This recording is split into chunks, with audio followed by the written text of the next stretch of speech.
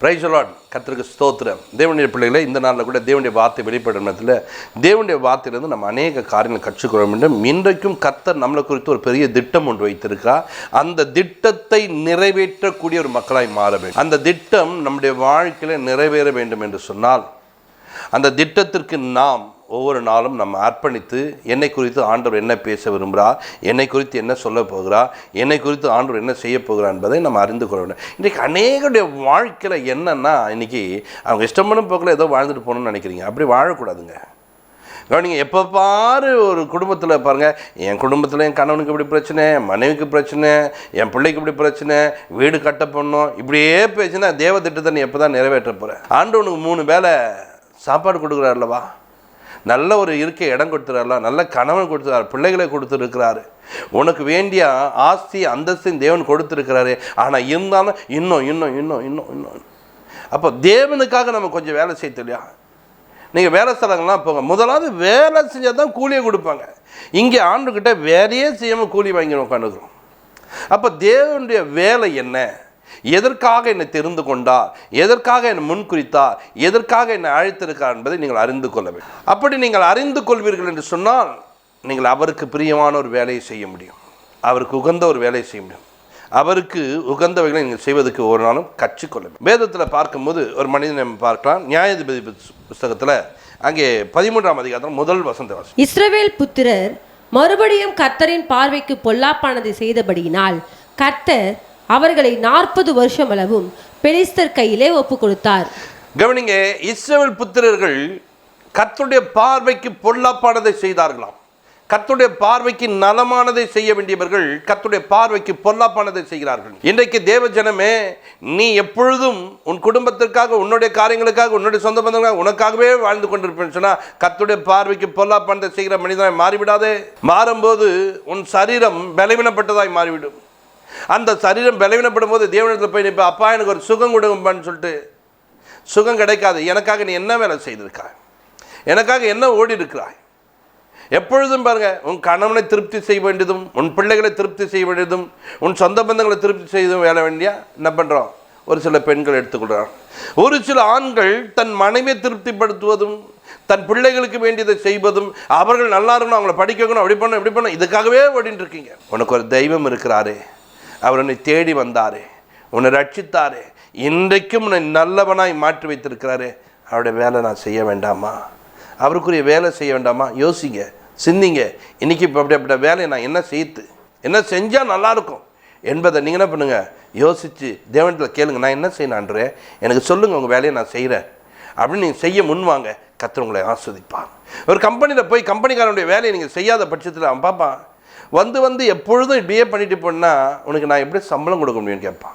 அப்போ நம்ம என்ன பண்ணுவோம், சம்பளம் கொடுக்க மாட்டான்னு தெரிஞ்சு நம்ம என்ன பண்ணுவோம்மா, சார் எனக்கு என்ன சார் எதனா வேலை தான் கொடுங்க சார், காலிலேருந்து சும்மா தான் ஏமா காலிலேருந்து சும்மா என்னை வந்து இல்லை சார் நான் போய் கேட்டேன் சார், அவரை கேட்டேன் சார், இவரை கேட்டேன் சார். பாருங்கள், சம்பளம் கொடுக்க மாட்டான்னு தெரியுதுன்னா உடனே வேலை செஞ்சு அதை பண்ண இதை பண்ண ஏதாவது ஒன்று பண்ண மாதிரி காமிச்சுக்குவாங்க. வேலை செய்ய ஆர்வமாக இருப்பாங்க. ஏன் தெரியுமா? சம்பளம் வேணும்ல. இல்லை நாளைக்கு என்ன வேணான்னு சொல்லிட்டாங்கன்னா சும்மா உட்காருனா எப்படிங்க சும்மா உட்கார முடியும்? நாளைக்கு வானான்னு சொல்லிட்டு என்ன பண்ணுறது? இதெல்லாம் கரெக்டாக யோசிப்பீங்க. அப்போ தேவனுடைய சமூகத்தில் மாத்திரம் வந்து சும்மா உட்காந்துட்டு போகிறதுக்கு தான் வரீங்களா?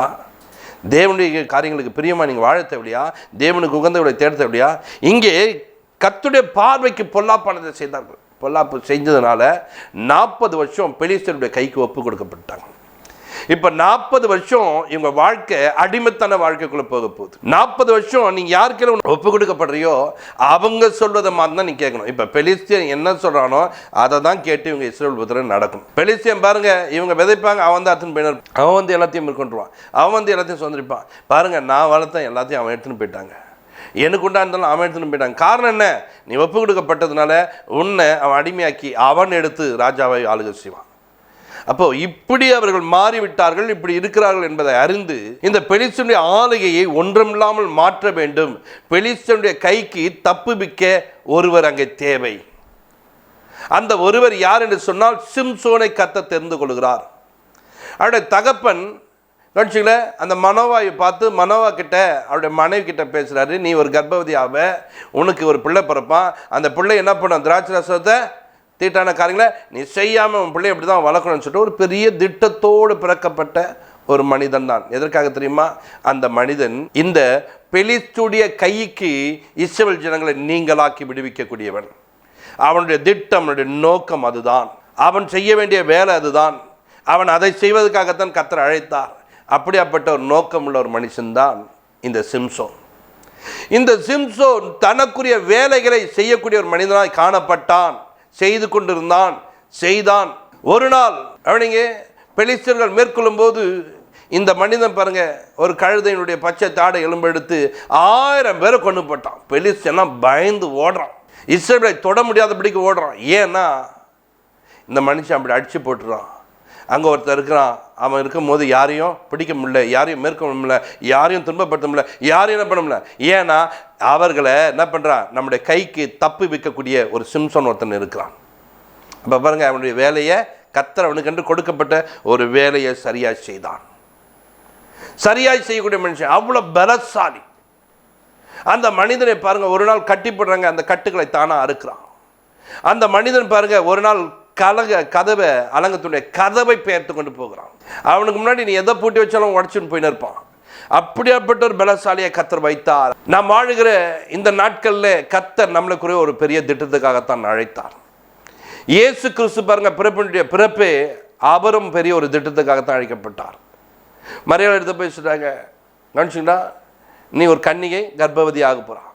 அந்த கன்னியின் வயிற்றில் யார் பிறக்க போறாங்க? இயேசு பிறக்க போறார். அவர் தம்முடைய ஜனங்களுடைய பாவங்களை, இப்படி இயேசு கிறிஸ்து எப்படி பிறந்து இங்கே இஸ்ரவேல் ஜனங்களை மாத்திரம், யூதர்களை மாத்திரம் இல்லை, நம்மளெல்லாம் ரட்சித்தாரோ, இதே போல ரட்சிக்கக்கூடியவனை தான் யார் வைத்தார்? சிம்சோனை வைத்தார். இயேசு கிறிஸ்து எப்படி பிறந்தாரோ அதே போல தான் வைத்தார்.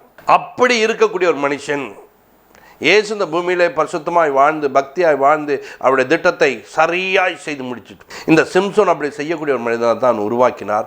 ஆனால் இந்த சிம்சோனோ அப்படி செய்யவில்லை, அப்படி செய்ய முடியாமல் போய்விட்டான். பாருங்க, பெலிஸ்திய பெண்கள் மேலே ஆசை கொள்வதும், கவனிங்க, எதை செய்யக்கூடாதோ அது செய்யக்கூடிய ஒரு மனிதனும் பரிசுத்தத்தை காத்து கொள்ள முடியாத ஒரு மகனாய் மாறிவிட்டார். இந்த பரிசுத்தத்தை காத்து கொள்ளாதபடிக்கு எத்தனையோ பெண்கள் உங்கள் முன்பாக வரலாம். ஆனால் நீங்களோ யோசேப்பை போல தன்னை காவந்து பண்ணிக்கொள்ள கற்றுக்கொள்ளுங்கள்.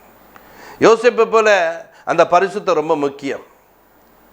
ஆண்கள் இருந்தாலும் சரி, பெண்கள் இருந்தாலும் சரி, உன் பரிசுத்தத்தை கெடுக்கக்கூடிய காரியங்கள் எது வந்தாலும் அவைகளுக்கு நீங்கள் தப்பித்து கொண்டு வந்தவளாய் மாற வேண்டும். என்ன பண்ணுறதுன்னே தெரியல, நான் என்ன பண்ணுறதுன்னே தெரியல, நான் அப்படி ஆயிட்டேன் அப்படின்னு சொல்லாதீங்க, சொல்லக்கூடாது. உன் பரிசுத்தத்தை நீ விட்டுடாதே, உனக்கு பரிசுத்தம் ரொம்ப முக்கியம். இவர்கள் அப்படி வாழாமல் பொல்லாப்பாய் செய்ததுனால தான் இவர்கள் ஒப்பு கொடுக்கப்பட்டார்கள். நீ அப்படி நடப்பேனா உன்னை வியாதிக்கு ஒப்பு கொடுத்துருவார், பலவீனங்களுக்கு ஒப்பு கொடுத்துருவார், தேவையில்லாத பிரச்சனைகளுக்கு ஒப்பு கொடுக்கப்பட்டுற உன் வாழ்க்கையில் நிம்மதியற்றவளாய் வாழ்வாய், நிம்மதியற்றவனாய் வாழ்வேன். ஏன் தெரியுமா? நீ தேவனுக்கு உகந்தவனாய் பரிசுத்தமாய் வாழ முடியாமல் போனதுனால உன்னை பிசாசானவனுக்கு ஒப்பு கொடுக்கப்பட்ட ஒரு மகனாய் மாற்று. அப்படி மாறக்கூடாது, அப்படி வாழக்கூடாது. தேவ பிள்ளைகள் தேவனுக்கு உகந்தவளாய் வாழ்வதற்கு ஒவ்வொரு நாளும் முயற்சி பண்ண வேண்டும். இப்போ இந்த மனிதன் பாருங்க, ஒவ்வொரு நாளும் தேவனுக்கு உகந்தவனாய் காணப்படுகிறவன் அங்கே போயிட்டு திருமணம் பண்ணுகிறான். அப்போ சொல்கிறாங்க, அப்பா அம்மா வேணாப்பா, நம்ம ஊர்லேயே இருக்காங்கப்பா பொண்ணு, இங்கே நான் உனக்கு பார்த்து கல்யாணம் பண்ணுவேன். இல்லை இல்லை, எனக்கு அந்த பொண்ணு தான் பிடிக்கும், அந்த பொண்ணு தான் எனக்கு. அங்கே போனால் ஒரு பொண்ணை திருமணம் பண்ணுறான், அங்கே ஒரு விடுகதை சொல்லணும்னு அந்த இடத்துல பாருங்கள், அந்த பொண்ணு அவங்களுக்கு விரோதமாக நடந்து அந்த விடுகதையை சொல்லிட்டுன்னு ரொம்ப கோபம் வந்து அந்த பெண்ணை விட்டு வந்து விடுகிறான். திரும்ப பார்த்தா இன்னொரு பொண்ணு, அந்த பொண்ணுக்கிட்ட போயிட்டு இன்பமாய் பாருங்கள், எப்போதும் படுத்துக்கொண்டு இவருடைய சுகத்தை தேடுவதே, இவருக்கு எது சுகமா இருக்குமோ, இவருக்கு எது சந்தோஷமோ இதை தேடுவதே இவருடைய வேலையாய் மாறுது. இன்றைக்கு உன் சுகத்தை தேடிக்கொண்டு எனக்கு முடியலங்க, நான் படுக்கணுங்க, எனக்கு முடியலங்க, நான் இப்படி இருக்கணுங்க, இப்படியே நினச்சிருந்தேன் தேவன் திட்டத்தை எப்படி செய்வேன், எனக்கு முடியல தான் நான் நின்று ஜெபம் பண்ணுவேன், எனக்கு முடியல தான் நான் முழங்கால் நிற்பேன். எத்தனையோ மக்கள் அழிந்து போகிறார்களே, எத்தனையோ மக்கள் கண்ணீர் வடிக்கிறாங்களே, தேவன் என்ன அதுக்காகத்தானே ரட்சித்தாரு, என்னை இந்த பாவத்திலிருந்து மீட்டதா. என்னை போல பாவம் செய்கிற மக்கள் எத்தனையோ பேர் இருக்காங்களே, அவருடைய பாவத்திலிருந்து நான் விடுதலை ஆக்க வேண்டுமே. இந்த எண்ணம் உனக்கு இருக்கணும், இந்த சிந்தை உனக்கு இருக்கணும், இப்படிப்பட்ட நோக்கம் உனக்குள்ள இருக்கணும். இந்த நோக்கம் தெரியாமல் வாழவே கூடாது.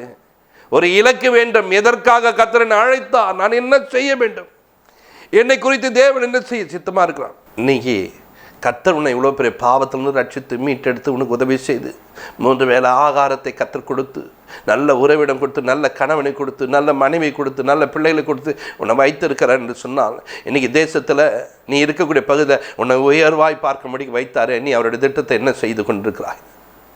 அவருக்காக நீ எப்படி வாழ்ந்து கொண்டிருக்காய்? அவருடைய நோக்கத்தை எப்படி நிறைவேற்ற நீ பிரயாசப்படுகிறாய்? இன்றைக்கு உன்னை மாற்றின தேவன், என்னை போல எத்தனையோ பெண்கள் இன்றைக்கு எப்படி இருக்காங்க, என்னை போல எத்தனையோ ஆண்கள் இப்படி வாழ்ந்து கொண்டிருக்காங்களப்பா, இவ்வளெல்லாம் விடுதலையாக்க உடைய சமூகத்துக்கு வந்திருக்கேன். நீ உட்கார்ந்து என்ன பண்ண, ஒப்பு கொடுக்கப்பட்ட பிசாசினுடைய ராஜ்யத்துக்குள்ள ஒப்பு கொடுக்கப்பட்ட ஜனங்களை நீ மீட்டெடுக்க தேவையா? அவளை நீங்களாக்கி ரட்சிக்க தேவையா? பிசாசினுடைய கைக்கு அதற்காகத்தானே உன்னை தெரிந்து கொண்டார். இன்றைக்கு சிம்சோனை போல படுத்து கொண்டு நித்திரை செய்து கொண்டு உன் வாழ்க்கையை கெடுத்து கொண்டிருக்காயா?